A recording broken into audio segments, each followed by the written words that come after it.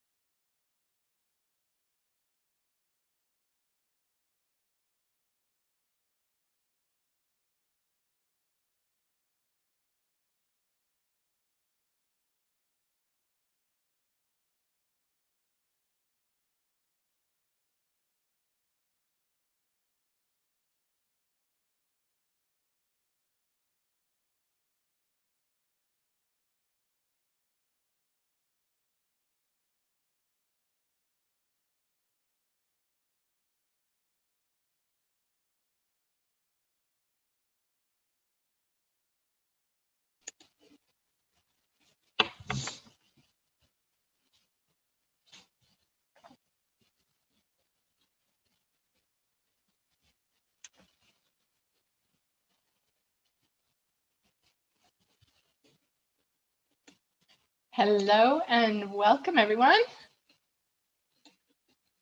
We've got a few people here to get us started. I see people connecting to audio. And there's Margaret's picture. Hi, Margaret. Hi, Laurie. How are you? I'm good. Good. I'm a bit sniffly today. Some allergies have attacked me today. I thought I was over the whole spring allergy thing, but oh well. And how are you? I'm good. I love your flowers as well. They look lovely. Yeah, thanks. I hope they're not the source of the allergies. But now that we have those in the same sentence. And is it nice and warm in Ireland? No, it's humid. It's humid. The last few days have been gorgeous, but today is just damp and humid and sticky. But hopefully the rest of the week might be nice. The weekend might be lovely. Ah, okay. Yeah. Yeah, nice. We're hoping. The last time I saw you, last week, I think it was, you were the one with the sunshine and everyone in. Yeah, so the sun is shining there? Well, it was gorgeous this morning, but now it's a little more gray, kind of heading towards that humid thing. So, but you know, it's better than 12 degrees that we had last week. Anyway, let me welcome some others. Hi, Olivia. Hi, Leslie. Hi. Hello. And Carrie is here as well. So welcome. I get my right screen showing. It is 4 o'clock. I'm going to wait one more minute. But since we have a small group here, if you don't mind, if you're willing to be on video and open mic, why don't you check in where you're calling from?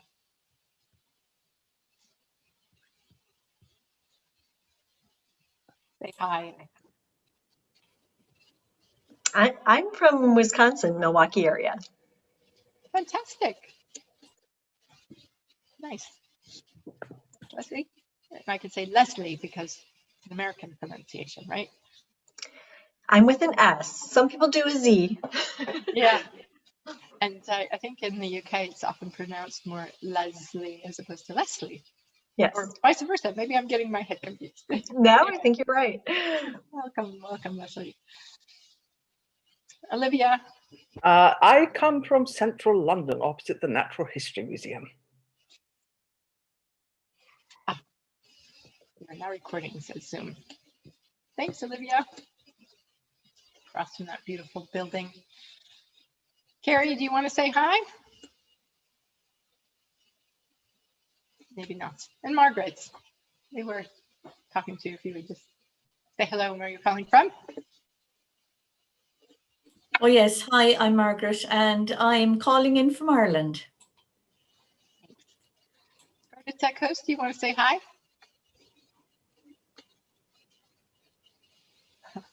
He's busy doing lots of tech things. But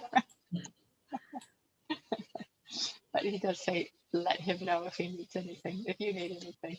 All right, let's get started. So today's topic is about inspiring others. And I am curious what inspired you to come to a conversation about inspiring others. Anybody want to share that?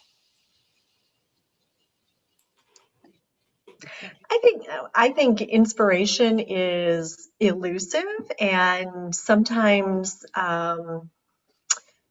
something that is spontaneous, and I think so many of us, well, speaking for myself, want to do or say something that helps unlock an aha for other people, as coaches or as leaders. And so I think it's just always in search of new ideas to inspire. Great. Super. Thanks, Leslie. Great. Anybody else? Hi, Zoe. And Cecile. Hi, Zoe. Where are you calling from? Or connecting from? So I'm in Norwich, England. Great. Thanks. Would you like to share what inspired you to come to a talk about inspiration and inspiring others? Yeah, so I'm kind of near the beginning of my coaching journey as a coach, and inspiring people has always been something that I've been told that I kind of do, like in my life. Like people sort of said, "Oh, you could be, you're really inspiring." So, and as a coach, it's such an interesting thing because you want to be there to take somebody on their journey and not really have an agenda, but also, I want to kind of inspire them to reach their potential and do what it is they want to do. So so I was just really drawn to this, and I've sort of seen some of your coaching demos, and so I was really drawn to the way that you work and the way that you kind of create your sessions. So I just wanted to hear what you had to say really about it all. Super. All right. Thanks, Zoe. And I'm capturing some of the notes capturing notes on some of the things that you guys have been saying. So I hope to weave those in. Anything else anybody wants to say about what you want to hear, what you're inspired to listen for as we're here today? Okay. That's our last chance. I'll get going. Let's go. So in this webinar, what to expect, I always like to set some expectations. We're going to be exploring different ways to inspire. And I'm categorizing those by brain chemicals. And they each give a different emotional impact. And different people are inspired by different things and different ways of being inspired. Some people really want to be inspired through adrenaline and, pressure. And others are a little more like, I want it calm, cool, collected, but I still want to be inspired. So we'll talk about these 4 different chemicals and the ways to be inspired. And there will be an interactive activity where you, in pairs or threes, so you can talk to each other about what are the ways, what are your takeaways really, and what are you hearing when you might not like some of these things, because as we inspire others, I'm so aware, as I was putting slides together for this, I'm so aware that when we start talking about inspiring others, there is a little door that could connect us to, well, isn't that manipulating others? So I'm naming that first before others bring that up, just to know it can be a part of the conversation. Don't worry about it if part of you are thinking, I don't know. We're doing this all the time. We're inspiring others, and we are being inspired by others and manipulated by media and advertising, and there's all kinds of stuff that manipulates and inspires us all the time. So for me, it's a continuum. And some people will say it depends on your intention, whether you want to inspire, influence for good, or manipulate. Somehow that gets equated to something negative. It's all the same brain function though. So let's go. I don't want to harp on about manipulation, but just know that might show up. So I'm hoping that you will find your own inspiration for something that you're working on. But first, let's have a quick definition of inspiration, the one I want to use today. It's a process of being mentally and emotionally stimulated to do or feel something, especially to do something creative. We will touch on creativity if we have time. But this is really focusing more on the emotions that you can help create and inspire in others to get them inspired and motivated to do what they want to be doing. And that's really the key. This is about how do you inspire others, because we're mostly coaches here. How do you inspire others to be doing things that they want to do rather than something that you want them to do? And maybe that is the difference between inspiring and manipulating. So we keep with the inspiring theme. What's your topic? You don't have to share this, but it would be great to have something in mind for yourself. What's something in your world and life that you want to be more inspired about? Maybe you have a goal that you haven't reached yet, something you want to be doing, your exercise regimen, or you're reaching out to other people, or whatever it is, your choice, of course. And as we go through the different ways, the different chemicals, the different ways to be inspired, you might find, oh, for this topic, I want to be inspired this way. And as you talk with one another, it'll bring more life to the topic, our topic of inspiration. So here are these 4 chemicals: oxytocin, dopamine, serotonin, and adrenaline. You've probably heard of at least a couple of these before. Oxytocin is known for a number of things, but love and trust are usually the things that it's known for, related to. It is very much between people. So it's very much about being in relationship, oxytocin. The others may have something to do with relationship, but not so directly. So dopamine is that chemical of happiness and motivation. It is, it makes us feel up. Oxytocin has an up characteristic to it, but I'll get into the details in one by one. Serotonin is more about serenity and calm, and it's not as exciting as the others, definitely not as exciting as adrenaline, and it's a more calm, cool, collected state. And when you think of inspiration, you might think, well, I don't think of inspiration as calm, but serotonin is a neurotransmitter that actually can create some sense of, yes, I want that. Yes, I want to move towards that. Some sense of inspiration. Yeah, as I said, they all have a different feeling. So tips before we start. We are this is about intentionally aiming to create a chemical state in others. You could read that also as an emotional state in others. Same, really. And using the body helps. So I'll be referring to the body a couple of times. And when you are working with clients or people who work for you, if you're a leader, you might also want to have them tap into embodied versions of their inspiration, because that's where it comes from. Breath plays an important role. The word inspiration, to inspire, is related to breath. French is inspire, the same word, inspire. And inspiration, of course, when we inspire, and that is about breathing. And breathing helps. Breath helps. Oxygen helps. You might think of times when you were really inspired or even nervous and inspired. There's a breathlessness to it. So I think there's always a connection to breath. And that could be paying attention to how you are breathing, or how your client is breathing, or others are breathing. Or it might be encouraging some kind of way of breathing.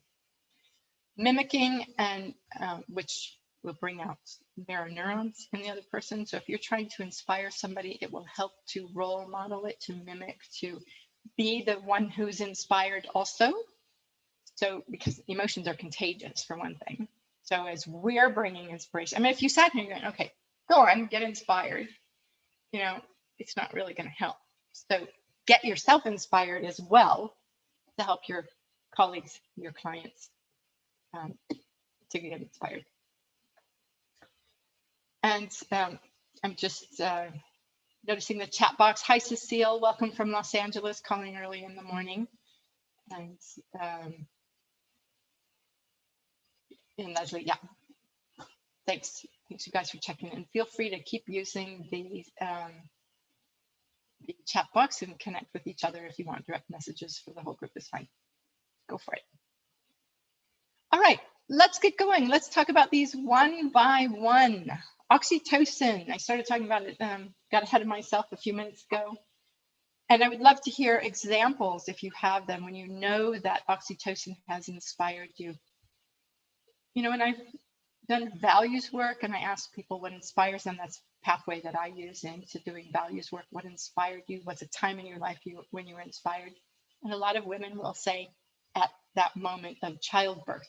There is a lot of oxytocin there. It is a natural way that nature has provided to put love into the equation when a baby is there. It's the way to the encouragement, the inspiration to connect, to breastfeed, to be with that child and love it. So that's probably one of the strongest places that oxytocin shows up. But it's not just there. It's also in your family systems, but also in teamwork. I noticed in groups that I have delivered coach training to, and that's a huge part of my experience with groups is with coach training. And we do some vulnerable work together, and oxytocin shows up. People feel connected. This is my team. This is the best group. We are family. I feel at home. I feel connected. It just shows up together, and people feel really connected. And I think that's the inspiration for doing team building events where teammates will be vulnerable together, challenged together. The place where oxytocin shows up very strongly also are in military, folks who are together in a military, in a high intensity, dangerous situation where they're relying on one another, having to have a lot of respect and reliance. There is an inherent power in their connection, and that is, I'm sure there's several chemicals showing up there, but oxytocin is one of the ones that's showing up in that situation. There's ways to create it. So creating vulnerability. If you're with groups, because this is between people most often, I'm thinking of between people in a group, allow vulnerability, ask people to share personal stories. As you coach, of course, there's often vulnerability and oxytocin between coach and client, which allows more space for coaching, more openness for the client, more trust and respect in the relationship. Does that make sense? You guys, you're coaches, you've had that experience, I imagine. I've noticed people who I've been their first coach. Or I've met people who've had an experience that I was a part of, and it was the first really opening experience for them. There's a sort of attachment that gets created. Being attached to the first people who were who was that person who led me through my first personal development experiences. I've known that. So it feels like attachment a little bit. Ways to create it, again, back to the slide, making music or dancing together. If you want to, I'm sure at least if you haven't been a part of it, not just a rave, but a part of, dancing together at somebody's wedding, it creates this feeling of we're all in it together, and joy, it just adds to the joy of the wedding day. So music, making music together, dancing together, and lots of different activities, especially ones that challenge. And also telling inspiring stories. So if you're working with a team or coaching a team, having people tell each other stories or inspiring stories really opens hearts. If you want to think about opening hearts, that's where you get oxytocin. Of course, you have to have the safety to do that first. You can't just start with that. If there's conflict or something, you don't want to go for the oxytocin. I'd love to hear some comments or even an example, if anybody, an inspiring example or story, if anybody has one. Or where oxytocin has shown up. You've felt that, you felt a sense of connection, love, and trust in a group. Anybody feel that? Or with a client? One. Olivia. I can remember going on I think it was a week's coaching consultancy course, and we were all very vulnerable and things. And by the end, the oxytocin and trust and love between the group was something 20 years later, I haven't forgotten. Yeah, it makes a mark, doesn't it? Yeah, powerful. We open our hearts, we share, we tell stories, and it's the being vulnerable and being able to be vulnerable because you trust. Yeah, it's just you trust, and then you be vulnerable, and it gives you more trust, and yeah, fantastic. Anybody else want to share a story? No, Leslie. I was, in the last 6 months, I was part of a cohort that got together for about 6 weeks, and we really didn't know each other very well, but it was focused around positive intelligence and, developing understanding and appreciation for our saboteurs. And so I think as each person started to open up and share, really kind of hidden secrets and very personal reflections, that bond really grew. Nice. Yeah, and if you are a trainer and you have you coach with groups, this is a great example. Both of these are great examples. As you get people together and you have them share these different things, they will create that bond, and it keeps them committed to the program as well. That's a sneaky way to get people committed and to stay on track. I don't know if it's sneaky, but it works. We use it for our programs. Yeah. So let's move on to dopamine. Dopamine is pretty commonly known. It's the happiness, it's motivating. Well, oxytocin has this sort of deep feeling of trust. Dopamine has a little bit, our guy here is really demonstrating some dopamine quite well. If you want to help people, clients, or people you work for, colleagues, you want them to be inspired and you're going for happiness, motivation. It feels like a pretty quick thing to go for. Oxytocin takes a little more time. Dopamine is a bit rah-rah. If you think of Tony Robbins or somebody who gets people together and yeah, let's go for it, woo-woo. That's dopamine, and it works. It may feel silly to some people at first, but you get them involved, and that can create that feeling for them to move forward with their goals. So imagine a coachee or client who has a goal in mind, like, okay, I have this goal. You want to pump them up so that they get started on it, right? Because dopamine and this motivation gets people started. Now, I do want to warn you, it is not the thing that keeps them going. You need something other than emotions to keep people going. But to pump them up and get them started, the inspiration is going to work for that. So imagining a great outcome, great, you've got this goal. Tell me what it's like when it's done. Tell me the great things that happen when you have this goal, or how you will be different, how others will be different, how you're operating.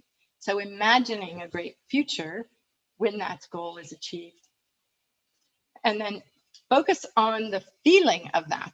So what does that feel like? I'm just, wow, and you can actually have people expand that. So I just want to try this with you right now. So imagine the thing you wrote down.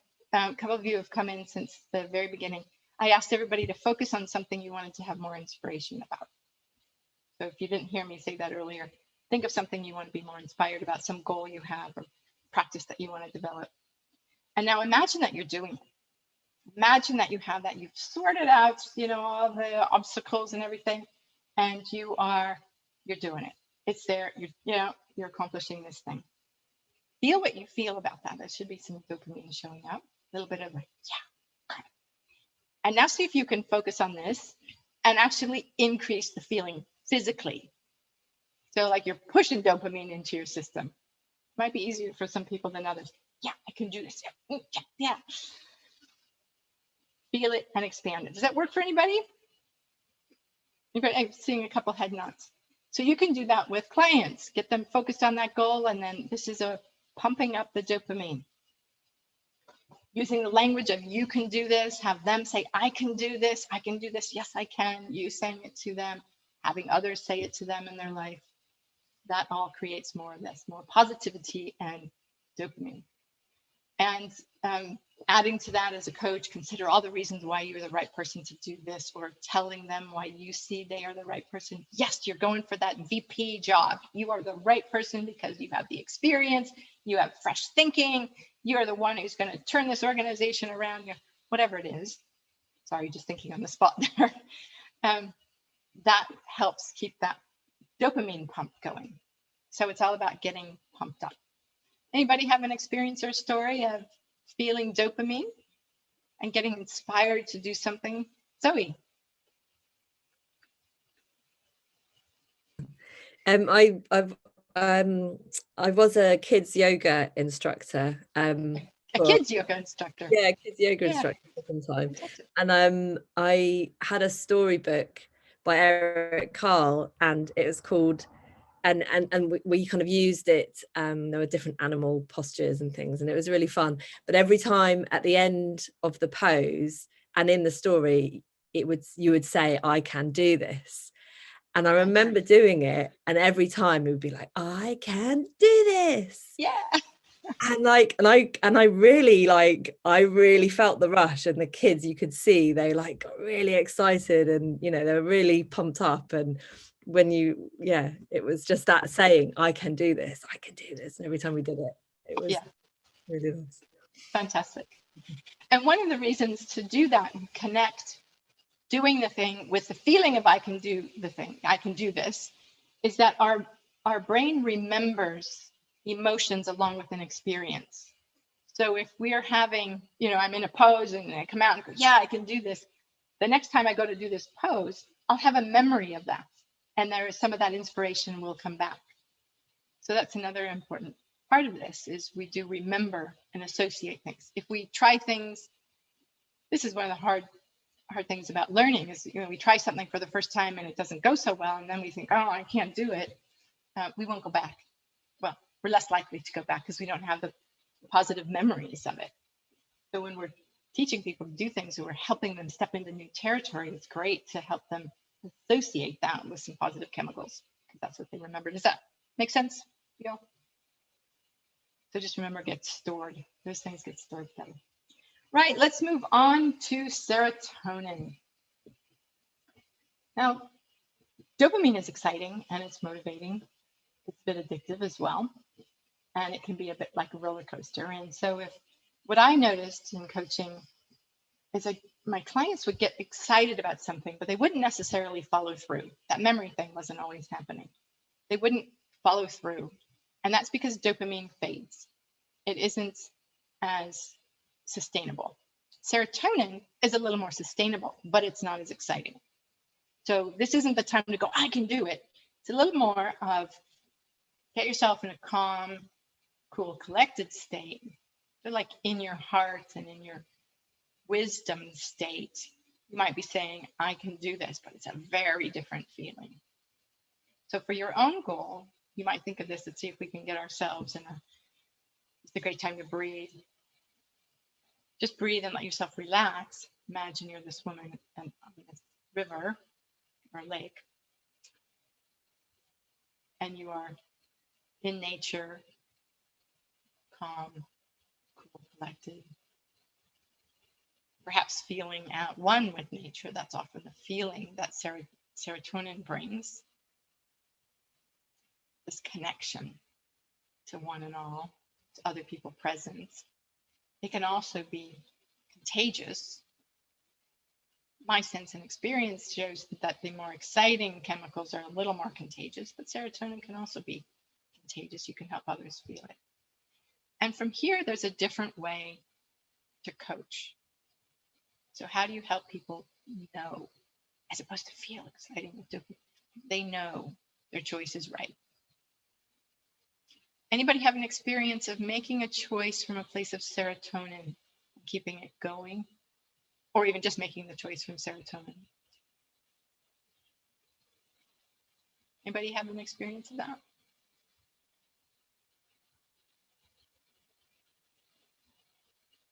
No, you couldn't tell. It looked like Cecile moved. I was thinking she's going for her mute button. Yeah, I know. I was trying to. I mean, I'm still a junior coach in the web. I'm still training, but sometimes we do visualizations, and it's a very calm moment, and there is a lot of resonance. And when you get that resonance, everything the client tends to realize for themselves. It's more serene and calm. It's just evident. Yeah, evident. Love that. Your brain is in a different state with serotonin. It isn't in that hyped up more emotional state, more vividly emotional. And it will have access to different answers as well. So in this serene place, your client will make different choices and have different options available to them. So it's a great place to visit, even if it's not the one that they want to make choices from. Just to see, what does this self say over here? And from my experience, people often trust this voice that comes up from the serotonin place. Trust it quite a lot. It's a voice of wisdom, as opposed to knee-jerk perhaps, or fast moving. Yeah. Okay. Hey, Carrie, I saw your notes. Thanks. Sorry we didn't get to hear from you. And by the way, hi, Jensen. Good to see you here. Let's move on to adrenaline. Oh, hey there. How are you doing? Sorry, I'm on the phone. Yeah, it's so good to be with you. Thank you. Yeah, you're welcome. Thanks for coming back. Let's move to adrenaline. So we're going on a bit of a roller coaster here. We get some real heart-to-heart oxytocin, and then woo, dopamine, and down to serotonin. Now we're going to really go for it with adrenaline. So partly I have those in that order to feel the differences. Now, a lot of people like last minute pressure. I admit to being one of those sometimes. I don't like extreme last minute pressure, but I do know that a deadline helps me focus, and fear helps us focus and get things done. It probably isn't the best thing to do all the time, but sometimes for people, they might say, you know, I just need that extra push. I really want to do this thing, and I really need some kind of no kidding commitment, and I've got to do it, and or else. Or else means a fear state. So I'm not encouraging this all the time, but you know, you can bring it out of the bag, out of your toolkit every now and then, and you can help people look at, okay, I need to do this thing. What happens if I don't? Okay, if I don't do my taxes right, I'm going to get the IRS or the queen on my back. You know, that's going to happen. Or you know, it's just that extra little spark of last minute. If I don't get it done last minute, it might not get done. I mean, what if an emergency happens and I don't actually have the time last minute? What's going to happen? Then there's competitions that you could create. It could be an imagined competition, competition with self, competition with previous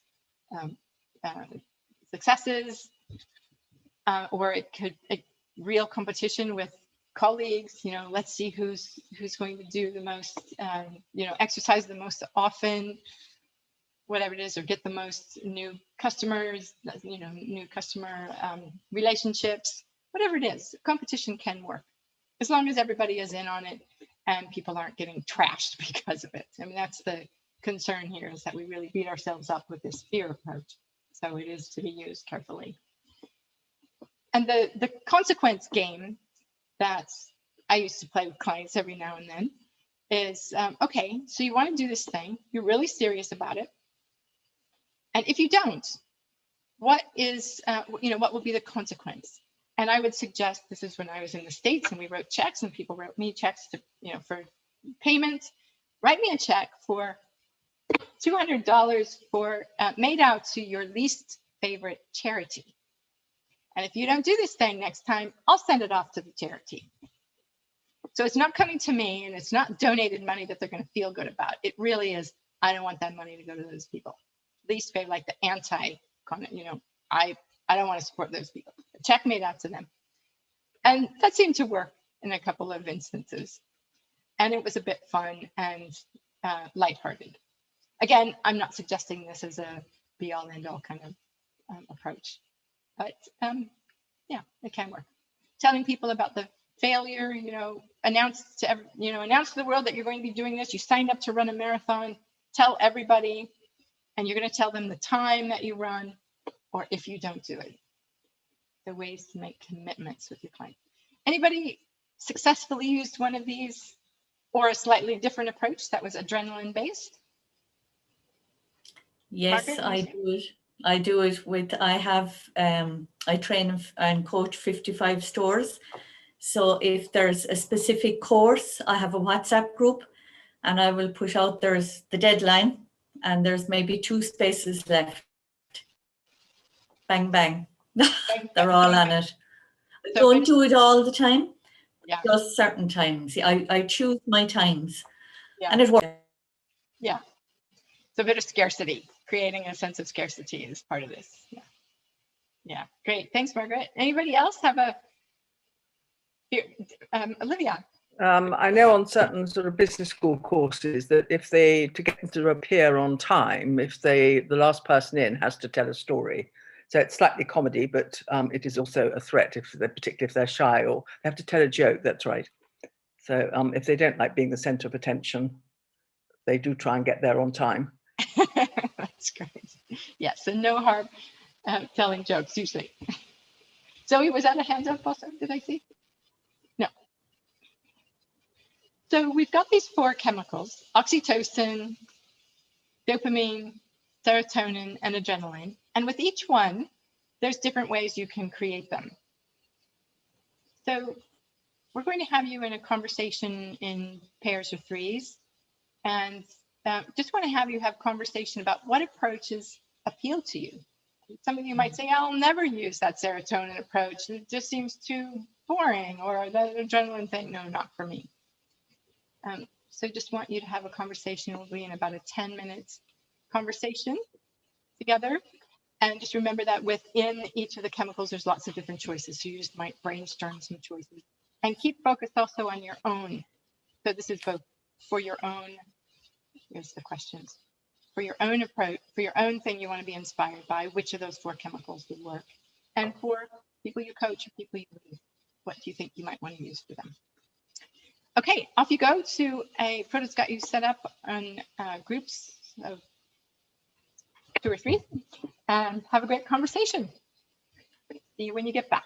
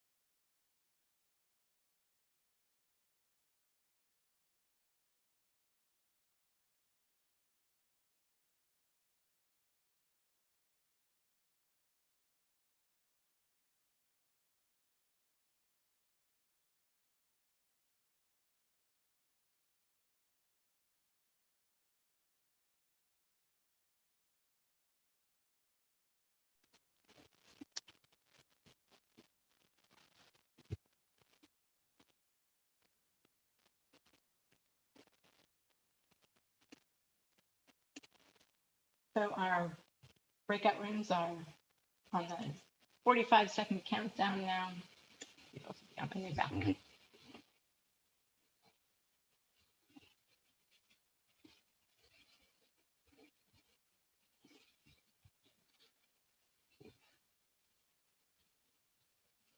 Sign of good conversations happening over there. Breakout rooms.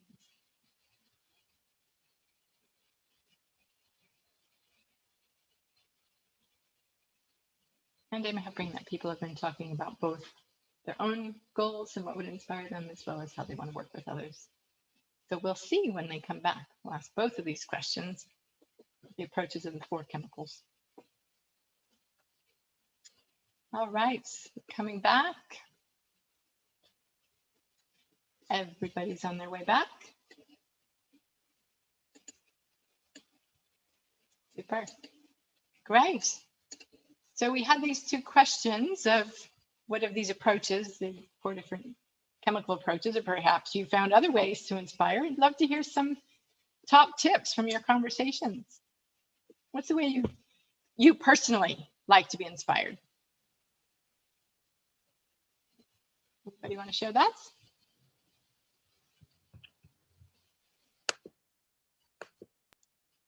I sort of find a continuum is that, early on, I like more the trust building piece, that I have to feel safe and feel a sense of it's okay to be vulnerable. But I may not like to admit it, but I do like the adrenaline piece too, because then it's like, it encourages me to go for it or go for more than what I was holding myself up to doing. Great. So it'll push you a little past that comfort zone. Yeah, Yeah. great. Super. Thanks. And you're saying you might not like to admit that. I imagine that's a common experience and probably common for clients as well. It's like, oh, I don't need that, but I kind of like it.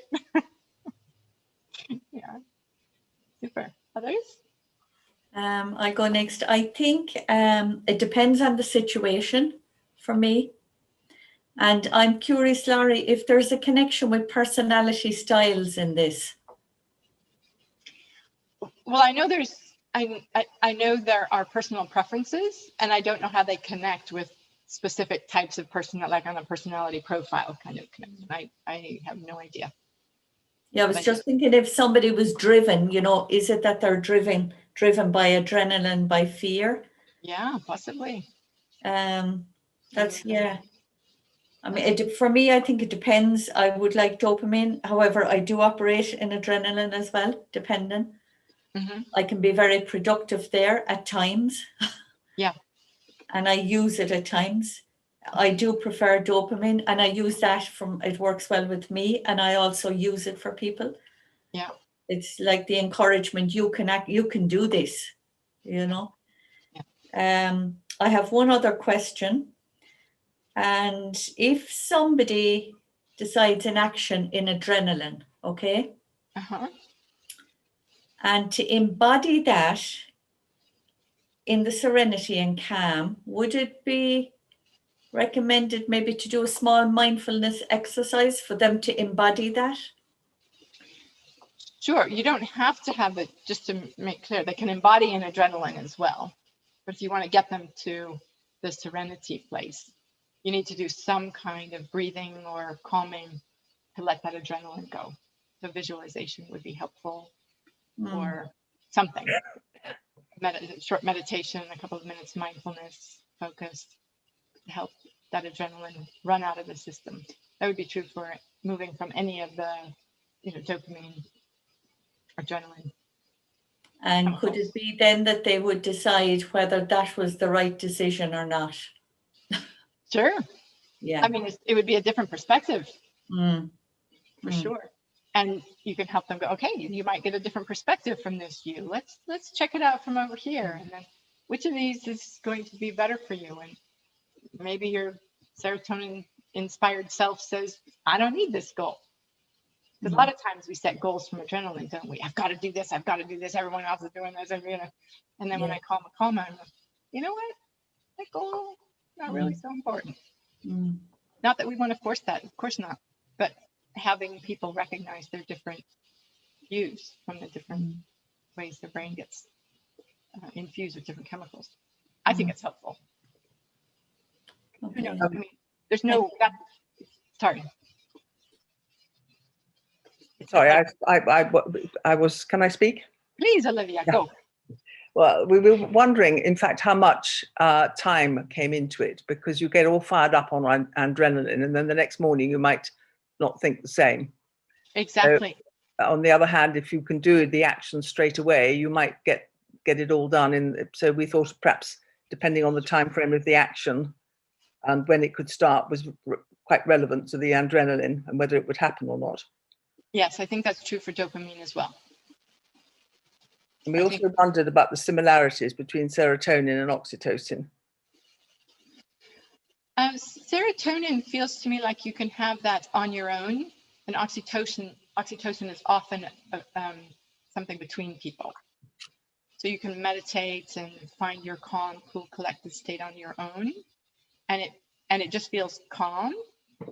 And the oxytocin place has a little more higher.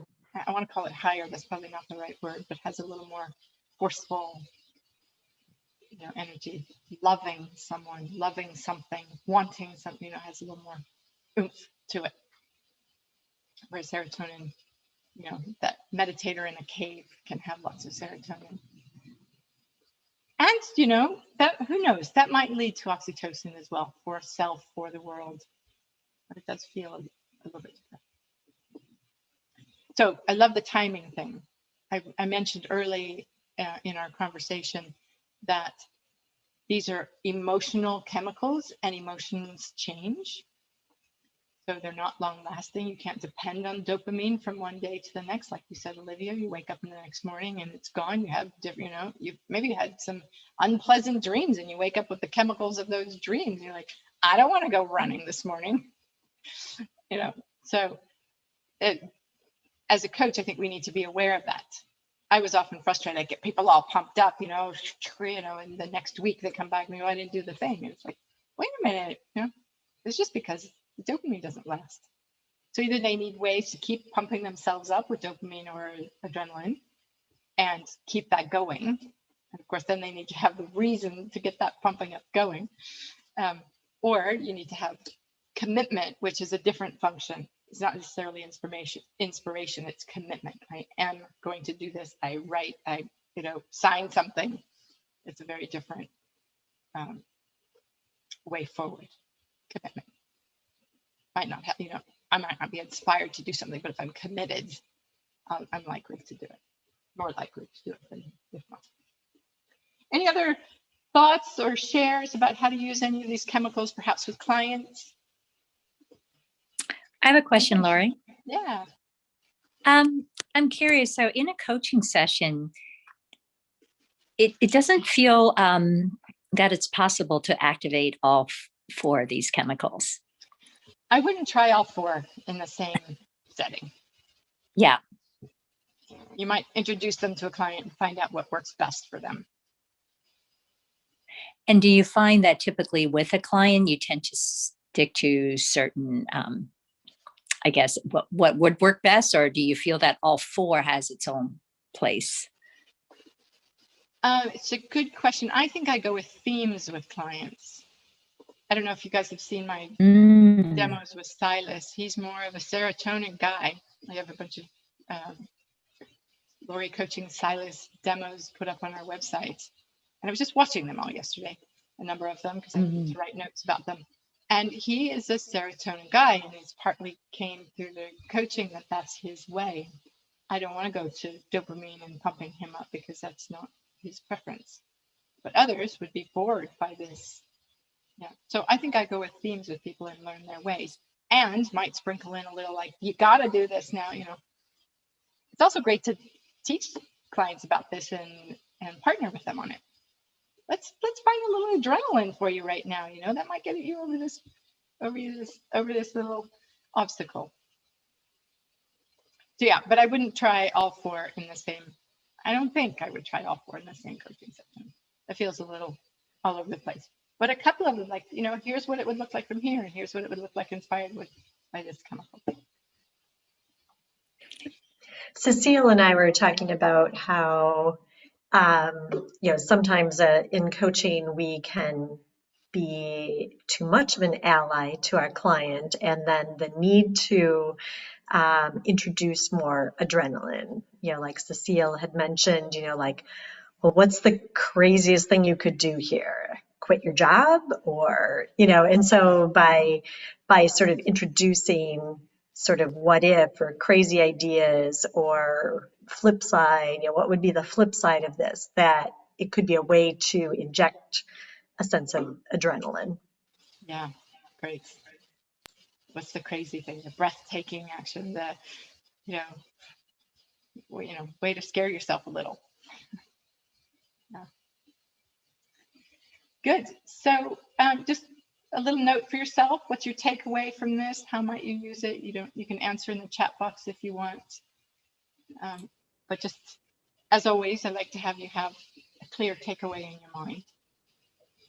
Just reflect on that in a moment. And I want to share with you a couple of free things that are coming up. This Friday, I don't know if you all know about WBEX. Some of you know me through WBEX last year. WBEX is coming up again this year. It started, opened yesterday.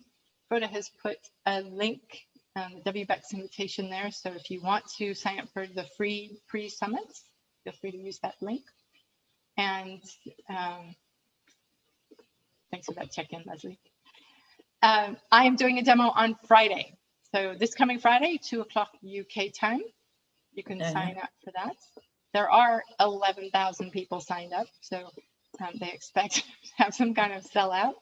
I'm sure not 11. That was as of Friday. It might be more. They're doing an amazing job of marketing it. I imagine it's a lot more.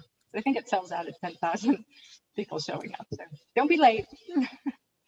But come to that. It'll be fun. It's an internal change versus quick fix. I'm working with a guy who's super action oriented and a high flyer, and a guy who gets some stuff done. And he's a board member of a non-exec board member, and he's new to an organization, and so working with some internal characters of his board of directors. So that should be fun. That should be fun and exhilarating. Talk about a little bit of adrenaline with 11,000 people signed up. I also wanted to introduce you to Coaches Going Corporate. If you haven't heard about it, it is a program that I offer for coaches to coach more analytical people. That's how it started, but there are a range of skills that we covered, from values to this board of directors work I just mentioned that I'll be doing with my clients on Friday. That's part of this program. And how do you normalize emotional work or creative work for your clients who are like, I don't do that funny stuff. That's really what the program was inspired by. So there is What is Coaches Going Corporate webinar in a few weeks on the 28th. So that's a freebie, and put a link to that. And with that, would love to have you there if you're interested, if you're not already in the program. And that's it for us for today. If you have any final comments, we'd love to hear them, or final takeaways. If anything you want to say verbally or put in the chat. Great, thanks. You're welcome, Leslie. And yeah, Cecile, great to hear that you're signed up for the Coaches Going Corporate webinar. That's great. Take care, everyone. Stay cool in this warm weather. Hope that's showing up for you wherever you are. And be well until next time. Next time is the 7th of July, I think. 5th of July, Monday. See you all. Bye.